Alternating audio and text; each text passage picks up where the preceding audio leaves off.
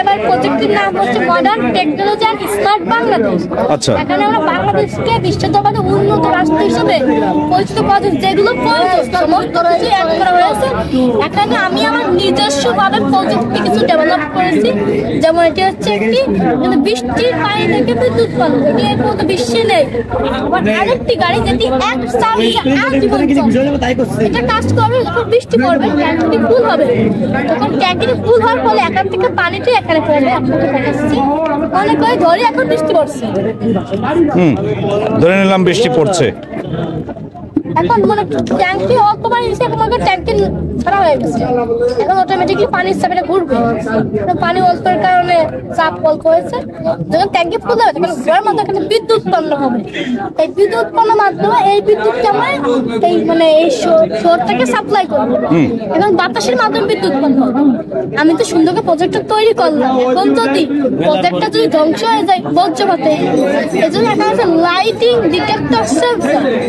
এটি আশেপাশে তো বজ্রপাত হয়, সেটি দূরে সরাই না দিয়ে সে নিজের কাছে আকর্ষণ করে, সে নিজের পর বজ্রপাত ফেলে সেই বজ্রপাতকে বিদ্যুতে কনভার্ট করে। আচ্ছা আচ্ছা, এবং সেই বিদ্যুৎ আমাকে মানে বাংলাদেশে পাস করা হবে। এরপরে যদি ভূমিকম্প ধ্বংস হয়ে যায়, ধ্বংস না হয়, এমন সিস্টেম দেওয়া হয়েছে যার মাধ্যমে 10 মাত্রার ভূমিকম্প পর্যন্ত এর থাকবে। 10-এর উপরে গেলে ভেঙে চুরমার হয়ে যাবে। কিন্তু কথা হচ্ছে 10 মাত্রার যদি ভূমিকম্প হয়, সব পৃথিবীটাই ধ্বংস হয়ে যাবে। এরপর রয়েছে আধুনিক গাড়ি। একা যখন পানি থাকবে এর আশেপাশে যে আবহাওয়াটা আবারও নিয়ন্ত্রণের মধ্যে থাকবে। গরমের সময় অধিক গরম না হয় নর্মাল গরম থাকবে, আবার শীতের সময় প্রচন্ড শীত, মানুষ কাজ করতে পারে না, চাইলে টাওয়ারের মাধ্যমে মানে আবহাওয়াটা উত্তপ্ত করা সম্ভব, কারণ এখানে পানি থাকবে। আর পানিতে যে কাছের ট্যাঙ্কি হয় পানি লেন্সের মতো কাজ করবে, আর সূর্য আরো বেশি তাপ উত্তপ্ত করবে এবং পানি থাকবে। যেখানে পুকুর থাকে সেখানে গরমকালে গরম কম হয়, শীতকালে শীত কম হয় পানির কারণে। এরপর রয়েছে আধুনিক গাড়ি, এক চার্জ দেবে আজীবন চলবে, আর কোনদিন চার্জ দেওয়া লাগবে না। যদি বলে চার্জ দিলাম করে দেবো পেট্রোল, চার্জ দিলাম না। মানে কিভাবে তোমার বলতেছি, কখনোই চার্জ খালি একবার চার্জ, ট্র্যাক্টর কিছু দেওয়া লাগবে না, একবার। মানে এটা কি সৌর নাকি? না না, আচ্ছা, প্রথম মনে করেন গাড়ি দুটা ইঞ্জিন মানে দুটা চাকা ঘুরবে।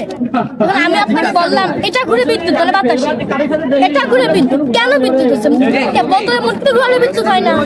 এখন যদি কোনো তামার কয়লা পাশে বারবার চম্বকের আসা যাওয়া করা হয়, সেখান থেকে চম্বকের যে ম্যাগনেটিক ফিল্ড, ওটা চম্বকীয় যে আবেশ, ওটা সেই কয়েলকে ধাক্কা দেয়, ওই আঘাতের ফলে ওখান থেকে বিদ্যুৎ উৎপন্ন হয়। এই জন্য এখন আমার জেনারেটর লাগা থাকে চাকার মধ্যে বিদ্যুৎ। এখন বললাম যে কিভাবে বিদ্যুৎ উৎপন্ন হয়, যে যতবার ঘুরবে ততবারই বিদ্যুৎ উৎপাদন হবে, তাই তো? চাকার উপর আমি লাগাই দিচ্ছি চম্বক চাকায়। এখন আর এর কয়েল তামার কয়েল, এখন গাড়ি চলতে হলে চাকা ঘুরতেই হবে। চাকা যখন ঘুরবে এর মাধ্যমে তামার কয়েল অটোমেটিক বিদ্যুৎ হবে। এখন তো গাড়িটার মনে হয় 5 ভোল্ট অপারেটর হচ্ছে, কিন্তু আমি এখানে ব্যাকআপ পাচ্ছি আমি 3। তাহলে তো গাড়িটা আজীবন পার্মানেন্ট হলো না, কারণ কিছুক্ষণ পর আবারও চার্জ দিতে হবে। এখানে আমরা এই যে গাড়িটা, এটাকে এমন একটি রং করা হবে যে রংটা সূর্যের আলোতে গেলে বিদ্যুৎ উৎপন্ন শুরু করে, ছোট ছোট সোলার প্লেট। এরপর এক রং দিলাম, এই রংটা আপনি রোদে দেবেন, সেখান থেকে বিদ্যুৎ উৎপন্ন শুরু। পুরো গাড়ি যখন রং করা হবে তখন গাড়িটা জায়গায় যাবে, বিদ্যুৎ উৎপন্ন শুরু করে বাতাসের মাধ্যমে।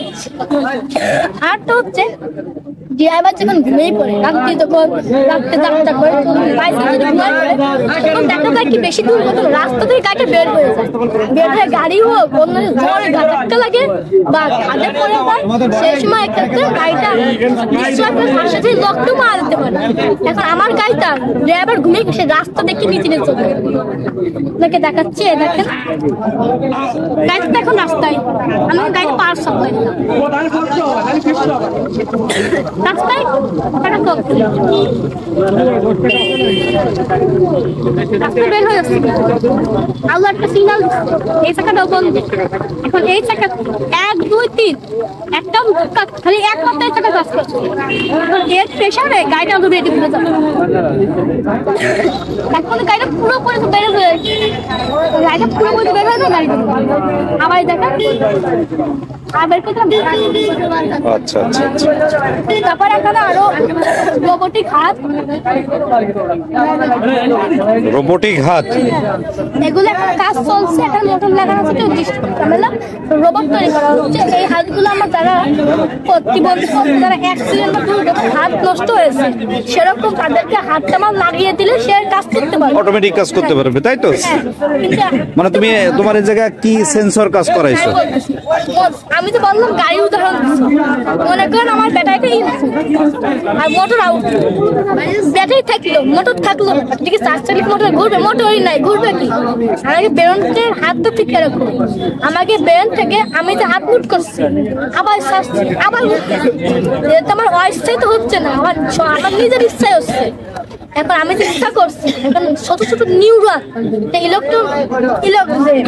বিদ্যুতের যে ঝলকের ছোট্ট ছোট্ট মাত্রায়, এগুলো আমরা সিনাহুতে চলাফেরা যখন সিগন্যাল আসে, তখন আমরা ওই সিগন্যাল ইলেকট্রো পালস, ওই সামান্য একটা পালসকে ডিটেক্ট করা হবে সেন্সর দিয়ে।